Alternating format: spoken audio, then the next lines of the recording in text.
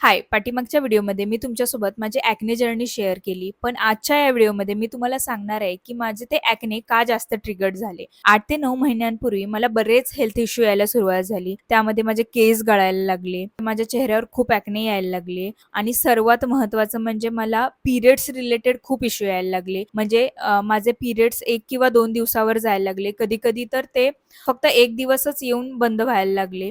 तर मी काही टेस्टही केल्या, अल्ट्रासाउंडही केलं आणि त्यामध्ये मला असं कळालं, की मला पी-सी-ओ-डी आहे. मग मी माझ्या गायनॅककडे गेले आणि त्यांना ते माझे रिपोर्ट्स दाखवले आणि त्यामध्ये क्लिअरली मेन्शन केलं होतं, की पी-सी-ओ-डी आहे म्हणून. मी त्यांना जेव्हा ते रिपोर्ट्स दाखवले, तर त्यांनी मला सांगितलं, की "नाही, तुम्हाला मंथली पिरियड येतायत ना, मग काय तुम्हाला पी-सी-ओ-डी वगैरे काय नाहीये. तुम्ही त्या अल्ट्रासाउंड करणाऱ्यांना सांगितलं असेल, की मला पिरियड्स येत नाहीये. त्यामुळे त्यांनी असं लिहून दिलं असेल, की तुम्हाला पी-सी-ओ-डी आहे म्हणून." त्यांनी सांगितलं, की पी-सी-ओ-डीमध्ये असं होतं, की 3-4 महिने पिरियड्सच येत नाही. तुमचे पिरियड्स येतायत ना, मग तुमचं सगळं नॉर्मल आहे. त्याच्यामुळे तुम्ही काही टेन्शन घेऊ नका. मग त्यांनी मला एक टॅबलेट दिली, जी की पिरियड्सच्या 10 दिवस आधीपासून घ्यायला सुरुवात करायची. म्हणजे समजा आपली 10 तारखेला जर पिरियड येणार असेल, तर ती पिल आपण 1 तारखेपासून खायला सुरुवात करायची आणि 10 तारखेपर्यंत ती पिल संपली पाहिजे.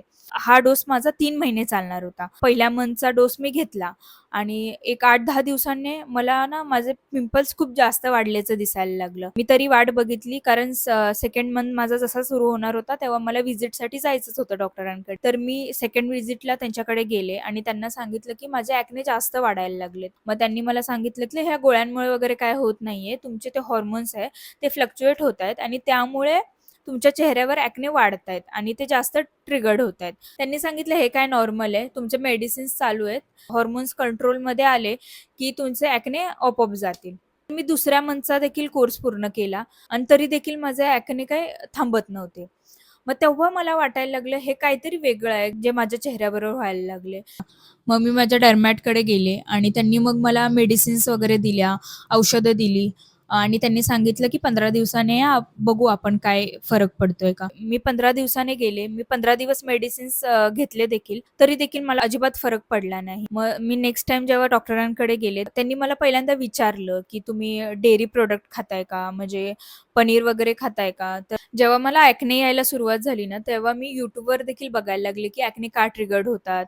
काय खाल्ल्याने किंवा काय अशा चुका असतात ज्या केल्याने आपले जे पिंपल्स आहेत ते जास्त वाढतात.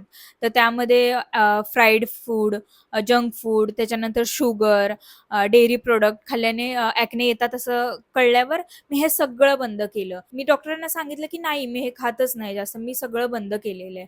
मग त्यांनी विचारलं, की तुम्ही काही स्किन केअर प्रॉडक्ट वापरताय का? किंवा नवीन काही प्रॉडक्ट वापरायला सुरुवात केली का? तर असंही मी काही स्किन केअर प्रॉडक्ट वगैरे चालू केलेच नव्हते. त्यामुळे मी ते पण सांगितलं, की नाही मी असं काही खाल्लेलं नाहीये किंवा मी काही अप्लाय पण केलेलं नाहीये. मग डॉक्टर म्हणायला लागले, "सगळं व्यवस्थित आहे. मी मेडिसिन पण खूप चांगल्या दिलेत तुम्हाला, तरी देखील कसा काय तुम्हाला रिझल्ट येत नाहीये?" मग त्यांच्या एक लक्षात आलं आणि त्यांनी मला विचारलं, की "तुम्ही तुमची कुठली ट्रीटमेंट वगैरे चालू आहे का? किंवा काही औषधं वगैरे खाताय का?" माझी पी-सी-ओ-डी रिलेटेड ट्रीटमेंट चालू आहे आणि त्यांनी मला अशा-अशा गोळ्या दिलेल्या आहेत. आणि मी डॉक्टरांना ती गोळी जेव्हा दाखवली, डॉक्टरांनी मला एक गोष्ट सांगितली, ती ऐकून मी एकदम शॉक झाले. त्यांनी मला सांगितलं, "तुम्ही ज्या या 3 महिन्यांपासून ज्या गोळ्या खातायत, त्याने जे हॉर्मोन्स आहेत, ते जास्तच फ्लक्च्युएट होतायत आणि हे तुम्हाला ॲक्ने जास्त ट्रिगर्ड करतायत." मी हे म्हणत नाहीये, की त्या गायनॅकने मला चुकीच्या गोळ्या दिल्या, त्यामुळे माझी अशी अवस्था झाली. पण मी जेव्हा दुसऱ्या गायनॅककडे गेले, तेव्हा त्यांनी मला एक गोष्ट सांगितली. ती ऐकून मी तर इतकी शॉक झाली आणि ती गोष्ट मला माहीत नव्हती आणि आय एम शुअर तुम्हाला पण ती 80% स्त्रियांना माहीतच नसणार आहे. त्यांनी मला सांगितलं, की पी-सी-ओ-डीमध्ये डॉक्टर आपल्याला ज्या गोळ्या देतात, त्या गोळ्या दुसरं-तिसरं काही नसतं. त्या बर्थ कंट्रोल पिल असतात. त्याच्यामुळेच आपल्या शरीरामध्ये हीट जास्त वाढते आणि ज्यांना ॲक्ने नाहीये, त्यांना देखील ॲक्ने यायला सुरुवात होते. त्याच्यामुळे नेहमी कुठल्या पण हेल्थ रिलेटेड तुम्ही काही ट्रीटमेंट्स वगैरे घेताय, सर्वात पहिलं तुमच्या डॉक्टरांना हे विचारायचं, की ह्या कशावरच्या गोळ्या आहेत? किंवा मी हे खाल्ल्यावर मला काही साइड इफेक्ट होतील का? आणि झाले तरी ते काय होऊ शकतात? या सगळ्या गोष्टी विचारल्या पाहिजे. हे मी या गोष्टीतनं शिकलेली आहे. पण हे इतकं मेजर होईल मला तर कधीच वाटलं नव्हतं आणि खरंच माझे 7-8 महिने पूर्ण त्या ॲक्नेच्या ह्याच्यामध्ये गेले. मला समजतच नव्हतं, की नेमकं काय करू? मी इतके हे होत होते, की मी ट्रीटमेंट घेऊ कोणाची? मी स्किनवरची ट्रीटमेंट घेऊ? का माझा पी-सी-ओ-डी कंट्रोलमध्ये आणू? का मी काय माझं खाण्यातनं ऑलमोस्ट माझं सगळंच खाणं बंदच झालं होतं.